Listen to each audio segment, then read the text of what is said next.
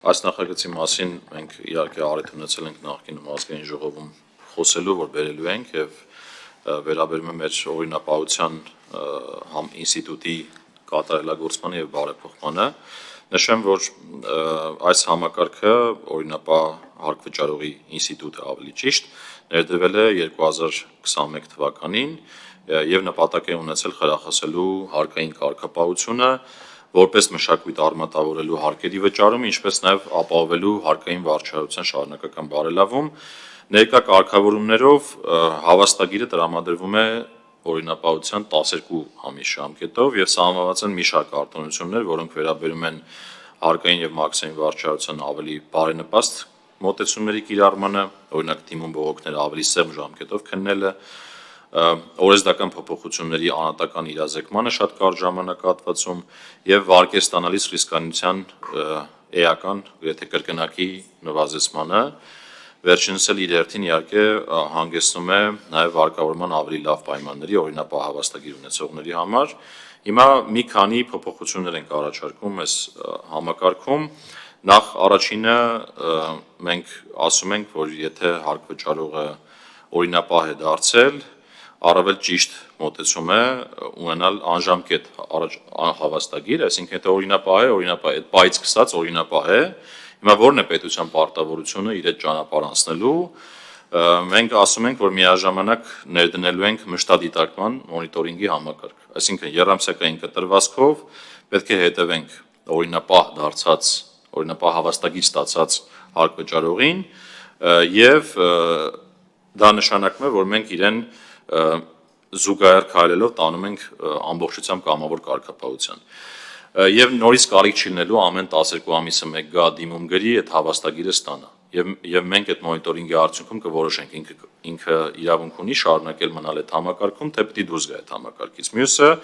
մեր համալիր հարկային ստուգումների պլանավորման ընթացքում մենք առաջարկում ենք, որ օրինապահ հավաստագիր ստացածների դեպքում իրենց ռիսկայնության գործակիցը դրացից ժամբորջուտ գործակից կիրառվի, որը նշանակում է 20%-ով նվազեցնել ռիսկերը, ինչը նշանակում է, որ համալիր ստուգումների հաճախականությունը տվյալ կազմակերպություններում կնվազի։ Օրինակ, եթե 2-3 տարին մեկ է հանդիպում համալիր ստուգման, արդեն ավելի երկար ժամանակահատված T1 կհանդիպի համալիր ստուգման։ Մյուսը առաջարկում ենք, որը թերևս ամենակարևոր փոփոխություններից է, անհատական սպասարկման հնարավորություն ենք առաջարկում, ինչը նշանակում, որ պետական եկամուտների կոմիտեում կառանձնացվի հստակ աշխատակից, որը կսպասարկի օրինապահ հավաստագիր ստացած կազմակերպությանը եւ իր խնդիրները մաքսիմալ արագ լուծումներ կստանա եւ իրենց հարցերը մաքսիմալ արագ պատասխաններ կստանան։ Իհարկե, որպես այս համակարգը ամբողջական դառնա, մենք հիմա կառավարության որոշման նախագիծ ենք շրջանառում, որով վերանայում ենք նաև այդ օրինապահության չափանիշները եւ այս օրենքի ընդունումից հետո արդեն կառավարությունում քննարկելու ենք այդ հարցը, ավելին նախատեսում ենք նաև ՊԵԿ նախագահի հրամանով մեղմել ԱԱ-ի վերադարձի ռիսկայնության չափանիշները, այսինքն եթե ինքը օրինապահ է, դա նշանակում է, որ ավելացած արժեքի հարկի վերադարձը ավելի քիչ ռիսկային պիտի դիտվի եւ հետեւաբար ինքը ավելի արագ պիտի ստանա ավելացած արժեքի հարկի իր վերադարձները։ Փոփոխությունը վերաբերում է էլեկտրոնային ՀԴՄ-ի կիրառության ոլորտների ընդլայնմանը եւ որպես սովորական ՀԴՄ-ին այլընտրանքային տարբերակ կիրառելու հնարավորության ապահովումը։ Հիմնական կարգավորումները ըստ իրույթում են, բայց ունենք որոշակի նաև այլ կարգավորումներ, որոնց մասին կներկայացնեմ ավելի մանրամասն։ Նախ ներկայումս էլեկտրոնային ՀԴՄ-ի կիրառությունը խիստ սահմանափակ է, գիտեք, որ սովորական ՀԴՄ-ների համակարգը ինքը համատարած կիրառվում է, իսկ էլեկտրոնային ՀԴՄ-ի համակարգը կարող է կիրառվել կազմակերպությունների եւ անձեռնարկատերերի կողմից ինտերնետային կայքի կամ էլեկտրոնային հավելվածի միջոցով ընդունվող պատվերների շրջանակներում ապրանքների մատակարարման, ծառայությունների մատուցման կամ աշխատանքների կատարման գործակների մասով եւ ունենք պարտադիր կիրառության պայման դրույթներ օրենքում թվարկված, մեկը վերաբերում է էլեկտրոնային հարթակով ուղեղով փոխադրման ծառայություն մատուցողներին, մյուսը ֆիզանձանց կողմից մարդատար տաքսի ավտոմոբիլներով ուղևորափոխադրումներին, եւ երրորդը, որը բոլորովին վերջերս է քննարկվել, առողջության համապարփակ ապահովագրությանը զուգահեռ իրականացված ռեֆորմ է, Տիկին Վարդանյանի կողմից առաջարկված նախագծով, դա արդեն բժշկական կազմակերպությունների դեպքում կիրառվող էլեկտրոնային ՀԴՄ-ի համակարգն է։ Հիմա, քանի որ մենք ապրում ենք մի ժամանակաշրջանում, որտեղ թվայնացումը մեծ տեմպեր է հավաքել, կարիք է առաջանում շատ ավելի օպերատիվ արձագանքել այդ փոփոխություններին եւ էլեկտրոնային ՀԴՄ-ի միջոցով հնարավորություն ընձեռնել այն ծառայությունները, որոնք որ մատուցվում են էլեկտրոնային ու թվային եղանակով, միացնել մեր, այսպես ասված, հարկային կամ ֆիսկալ համակարգին եւ իրական ժամանակի ռեժիմով ունենալ ինֆորմացիա կատարվող թվային համակարգերով կատարվող գործակների վերաբերյալ։ Ըստ այդմ ինչ ենք առաջարկում ենք մի քանի օրենքով կարգավորել մի քանի կարևոր ուրեմն դրույթներ։ Առաջինը միասնականացնել ՀԴՄ-ին եւ էլեկտրոնային ՀԴՄ-ին վերաբերող այն բոլոր դրույթները, որոնք հնարավոր է լինելու կիրառել երկու գործիքների դեպքում, մասնավորապես առաջարկվում է միասնականացնել պատասխանատվության դրույթները, սահմանել, որ ՀԴՄ-ի կիրառությունից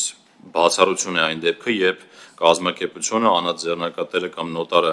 գործունեություն իրականացնում է էլեկտրոնային ՀԴՄ-ով եւ իհարկե առաջարկում ենք սահմանել լիազորող նորմ, որը բխում է իմ ասած